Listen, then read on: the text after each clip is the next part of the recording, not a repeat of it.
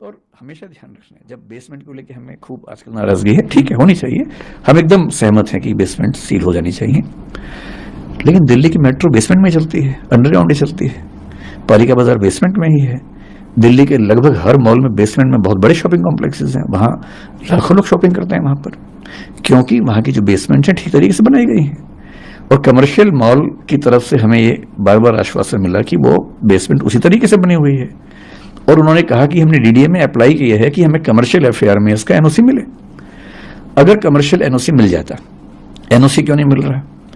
DDA का मानना है कि ये काम एमसीडी का है, एमसीडी का मानना है कि काम डीडीए का है।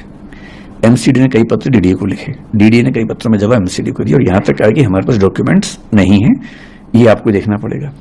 पिछली मीटिंग में हाई कोर्ट में डीडीए ने पहली बार ये कहा कि हम एमसीडी को राइट्स दे रहे हैं, और अब एमसीडी जो कल हियरिंग होने वाली, शायद उसके बाद हमें वैसे भी इशू करती, या तो परमिशन मिल जाती या वो इशू करती कि आपको ये छोड़ना पड़ेगा, तो हम छोड़ते उसको।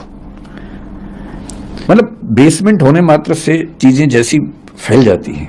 मैं आपसे फिर कह रहा हूं, ऑन रिकॉर्ड कह रहा हूं, उस बेसमेंट का पूरा लेआउट स्ट्रक्चर एमसीडी को हमने सबमिट किया हुआ है, डीडीए को सबमिट किया हुआ है, फायर डिपार्टमेंट को सबमिट किया हुआ है एनओसी के लिए कुछ महीने पहले।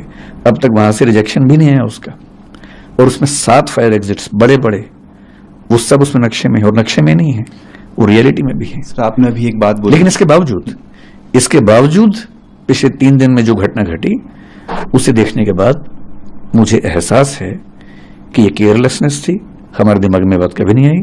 और मैं आपके चैनल पर बड़ा खुल के कह रहा हूं कि परमिशन कभी भविष्य में मिल भी गई तो भी हम बेसमेंट में काम नहीं करेंगे, मैं इसका भरोसा आपको दे रहा हूं। और मैं चाह रहा हूं पूरी दिल्ली में एक भी कोचिंग इंस्टीट्यूट बेसमेंट में ना चले, और ऊपर भी चले देता हूं। यहां पर आपको हो सकता लगे कि मैं बहुत बड़ी बात बोल रहा हूं, मैं खुल के ये बात कह रहा हूं, बिल्डिंग सेफ्टी नॉर्म्स के मामले में जितनी शिद्दत से हम कोशिश करते हैं, मुझे भरोसा है कि वैसी शिद्दत कहीं आपको नहीं मिलेगी। अगर आप चाहेंगे, मैं भी आपको अपने व्हाट्सएप में एक चीज दिखाऊंगा।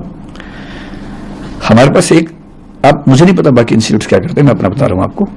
2 महीने पहले, 3 महीने पहले हमने एक वैकेंसी निकाली, क्योंकि हमने 1.5 साल पहले एक डिविजनल हेड रैंक का ऑफिसर बनाया अपनी कंपनी। डिविजनल हेड हमारे यहाँ सीनियर मैनेजमेंट का पार्ट है, जो केवल सेफ्टी देखेगा बिल्डिंग्स की, उसका एक ही काम था, बिल्डिंग की सेफ्टी देखना। जनवरी 2023 में हमने एक व्हाट्सएप ग्रुप बनाया, मैं उसका मेंबर हूं। उस ग्रुप का काम क्या है? 16 पॉइंट्स उसमें लिखे हुए हैं, जिसमें एक लिखा हुआ है कि मैंने चेक कर लिया है कि सारे दरवाजे खुले हैं, फायर एग्जिट साफ है, उसमें कोई बाधा नहीं है, छत के दरवाजे खुले हुए हैं, कोई इमरजेंसी होने पर बच्चे बाहर निकल सकते हैं। सब 16 पॉइंट्स हैं उसमें। ये 16 के 16 पॉइंट्स पे हमारी हर बिल्डिंग के बिल्डिंग इंचार्ज को रोज, ये मैं महीने की बात नहीं कर रहा हूं, रोज की बात कर रहा हूं, एक अपडेट डालना होता है कि मैंने ये सारे 16 पॉइंट चेक कर लिए हैं, ये सारे ठीक हैं, अगर इसके बाद भी कोई दिक्कत आती है तो मैं इसके लिए जिम्मेदार हूं। ये रोज होता है, आप अगर व्हाट्सएप पर देखना चाहेंगे इसके बाद देखिएगा, और ये हर बिल्डिंग के लिए रोज होता है। इसके अलावा 3 महीने पहले हमने एक वैकेंसी निकाली, 2 महीने पहले ज्वाइनिंग हुई मई के अंत में, एक ऐसे व्यक्ति की जिसका नाम ही है फायर एंड सेफ्टी ऑफिसर। उनका काम क्या है? वो 14 साल से बड़े बड़े मॉल, बड़े बड़े हॉस्पिटल्स में, फोर्टिस जैसे हॉस्पिटल में, एम्बियंस जैसे मॉल में फायर एंड सेफ्टी काम कर चुके हैं। वो दृष्टि के पेरोल पे हैं। उनका एक ही काम है कि सारी बिल्डिंग्स का ऑडिट करना, और जहां जरा भी दिक्कत है सेफ्टी के मामले में उसको ठीक करना। उनके अंडर हमने फायर मार्शल्स नियुक्त किए हैं अपनी बिल्डिंग्स में, ताकि कभी फायर की दिक्कत आए तो नॉर्मल स्टाफ ट्रेंड है हमारा नियम है कि जब भी कोई स्टाफ ज्वाइन करता है, एमटीएस मल्टीटास्किंग स्टाफ जो होता है, 7 दिन के अंदर उसकी फायर ट्रेनिंग होती है। और इसके अलावा अब हम फायर मार्शल हर बिल्डिंग में अपॉइंट करें, ताकि कभी फायर हो जाए, क्योंकि वो ट्रेन है, बहुत ज्यादा सीख के आए हैं, तो तुरंत आग बुझा देंगे, जबकि बाकी लोग उतना तुरंत ना बुझा सके। हर क्लासरूम, हर ऑफिस में फायर एक्सटिंग्विशर्स हमने लगा रखे हैं, जो लगातार रिफिल होते हैं। मैं चाहूंगा कभी आपको मौका मिले, अगर आप सर्वे कर सकते हैं, दिल्ली या दिल्ली के बाहर हमारी किसी भी शाखा में जाइए, किसी भी क्लासरूम में जाइए, किसी भी बिल्डिंग में कम से कम 2 एग्जिट ना हो तो मैं जिम्मेदार हूं।